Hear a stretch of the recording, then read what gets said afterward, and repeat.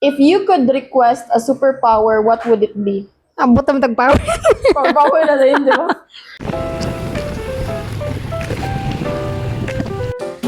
What's going on?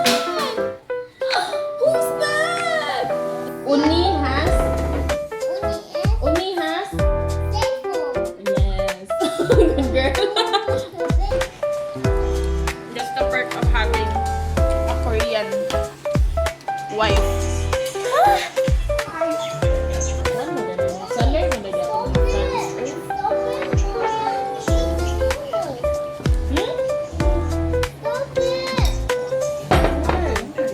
We can see you here. We can see you. I can see you from here.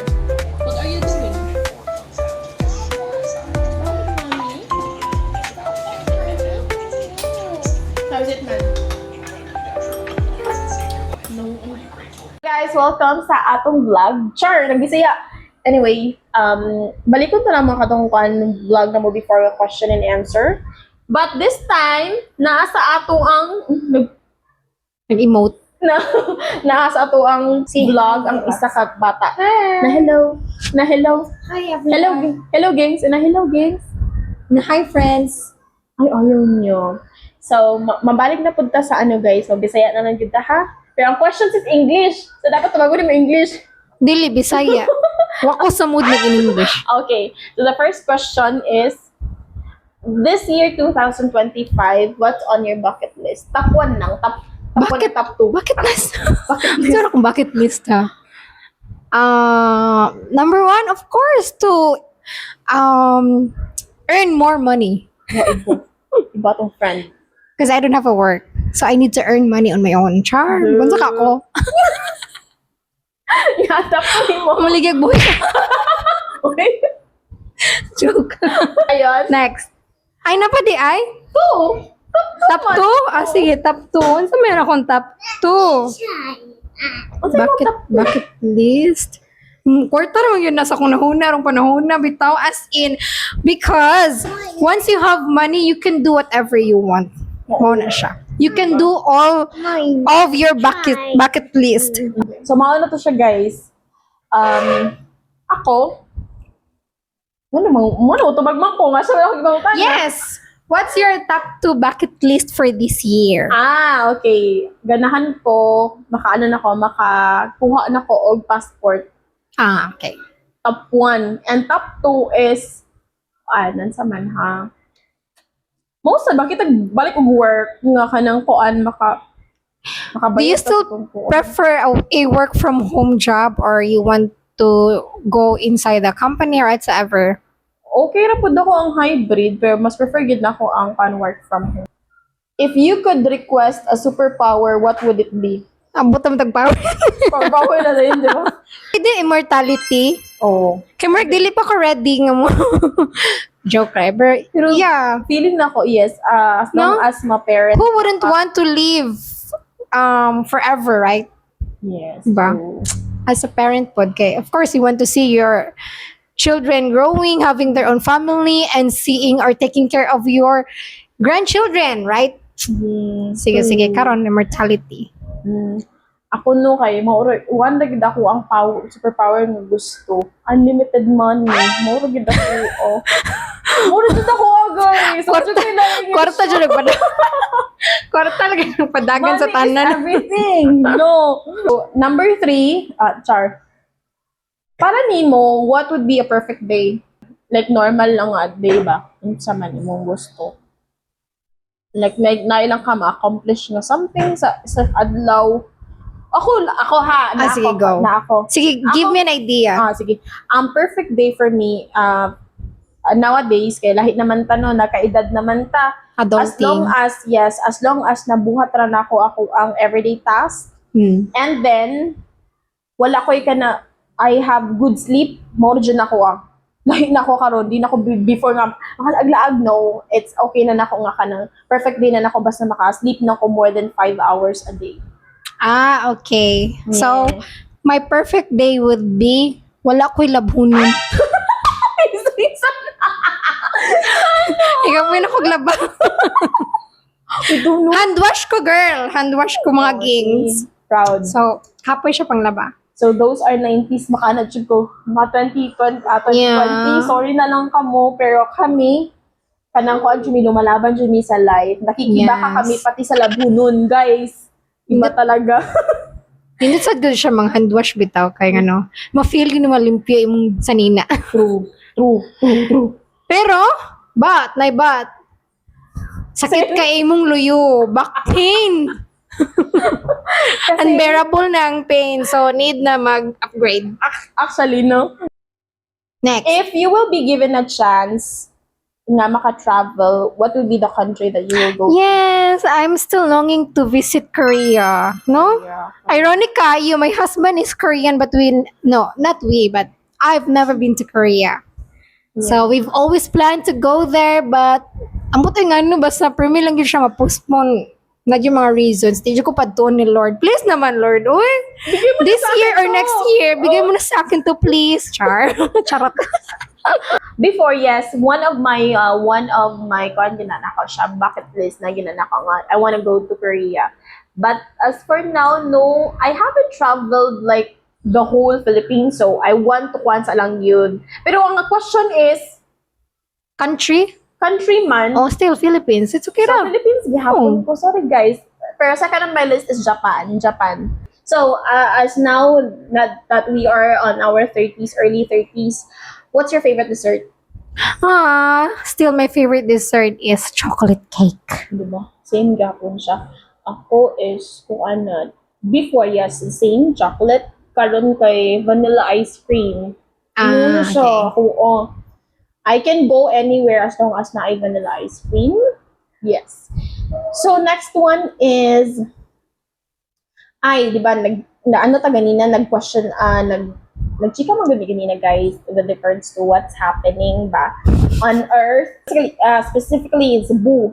So, now that you're seeing those concerns in Cebu, what do you hope for the future? Ha? What do you hope for the future? What do I hope for the future?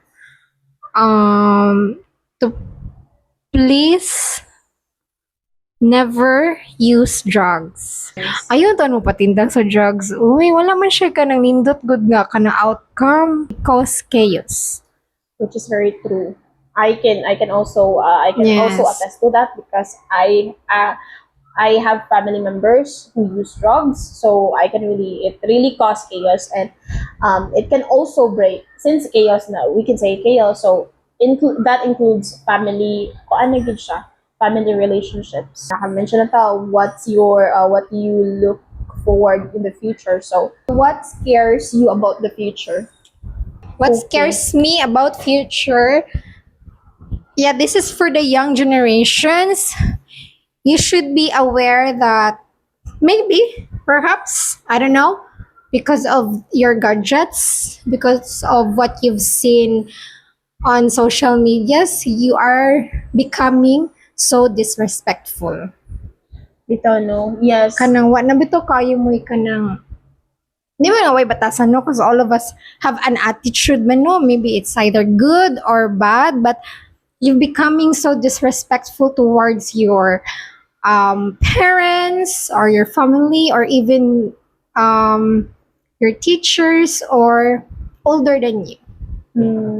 Yeah. Okay, so you should learn your manners. Learn mo tayo ng manners nga na may manners tanan. Bitaw, You should learn good manners, ha? Yes, it really scares sad. Oh yeah, it's very true kay ngano no. Bisan gani sa social media, like usap na, like one of the kuan gina, it scares me the most nga kanang, since we have social media, it will be easier for them na lang parang to judge without knowing someone. Yeah. And then the disrespect is there, especially if mang bash na, which is very bad gid siya. Kaya It's ganun. easy for them to yeah. post whatever they want to Lagi. post. Yes. Tao? Muna nakakona ko, oh my God, tinuod yun ay no, nga kanang, it affects good sa mentality sa tao nga katong imong gibash. Like, it can cause nga kanang kuan, kanang to take out someone's life, kaning ina na ba? Yes. Which is kuan na gid siya. Drastic. So, Makaingon ta nga, kuan na siya baya gid no? Yeah. So for the youth, Generation. please always think before you click and always think before you do something. Usually. True. Okay? So, nanoto sa question nga kana no, I remember that I asked you this question before, but I would like to know if the same pabagi happened. So, who has the biggest influence on your life? Di jud ako malimtan jud ako ang kanang instructor pag college, si Miss Star. She used to tell us that you should always look on the brighter side. Positive. So daghan kag meaning no, kung may siya always look on the brighter side. Right? Daghan siya meaning if ever you are having a problem, then paminam nimo you are so down, di na nimo kaya, always think for the brighter side. Di ba? Kay dili na lang ka instead nga ma-focus ka kanang di man ni nako kaya uy. You will try to think out of something that you think it will help you Yes. to solve that problem or to recover from that situation you are in right now. So her words always inspire me to think for ways for me to solve problems. Ways for me to be happy. Char happy kid. Yes. But I always think for a brighter side. Ikaw din. Okay. Who was the biggest influence in your life? Same thing, pa rin, my auntie. Up until now, on my early 30s, she's still guiding. Yeah, influence. And then the influence of still being a good person, even though others are not seeing you right. Yeah. She still gives good advices. Mora gina siya. Good advices. Good guys, even though those are just advices, it will really help build you, your character side. And then, what relationship was the most important to you? Mother and kids or mother and daughter? Pwede ba na, no? Yes. It's very important. Especially nowadays, no, nga mga teenagers, no, nga kay I think she's too sensitive.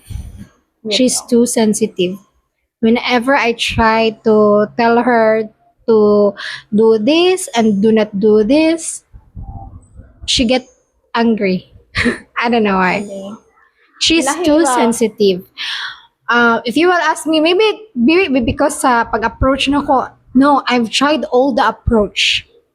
Kanang kalma, kanang hinayon, pinalambing, pinaisog, tanan-tanan, mo rin pumasuko dyan siya. So guys, just to let you know, no, she's a teacher. No. She was a teacher.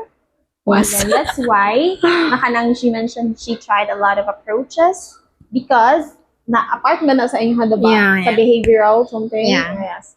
So that's why she mentioned different approaches. Yeah, so still up until now, I am still adjusting to her attitude.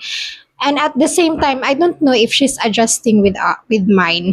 Yeah. But I can see improvements, man said. My eldest daughter is 12 years old. She's actually an introvert. Aside from being an introvert, she's too sensitive.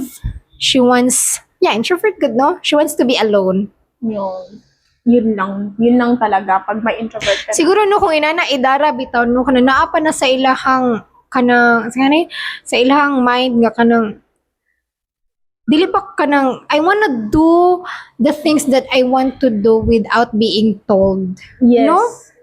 Yagi na Kanang- siguro ka anay. Yes, mo gali. Yan, Na pa siya early. ng stage nga kanang kung ako siya sultian, masuko siya kay di siya ganahan.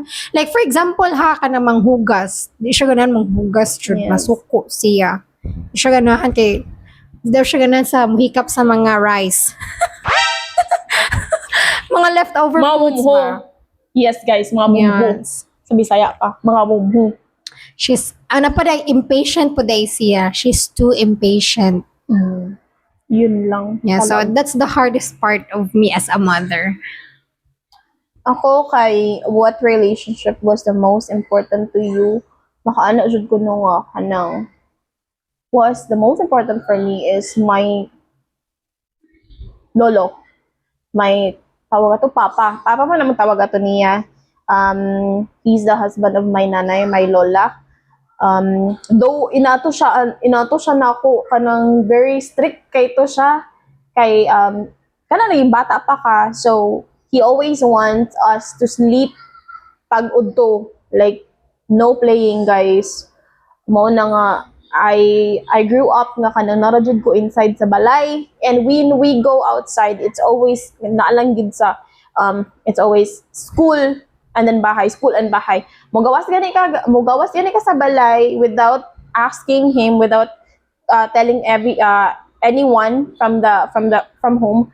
Ano na dayon ka, guys, mabunalan ka, guys, which nakakuan ko is na-miss nako kay nga no kuan man siya kanang wala man mi I haven't kuan man kanang nga naa papa, but tungod niya nakaano mi og kanang naka-experience figure. mi o father figure, and which was very good. And then makamiss siya kay kuan importante siya nako kay nga no it's part of your building your character man sad good kanang how you also kanang put importance ba or give importance to the people around you nga kanang naa pa sila. Basta importante siya para nako, I cannot explain. Muto siya. So, So, to siya.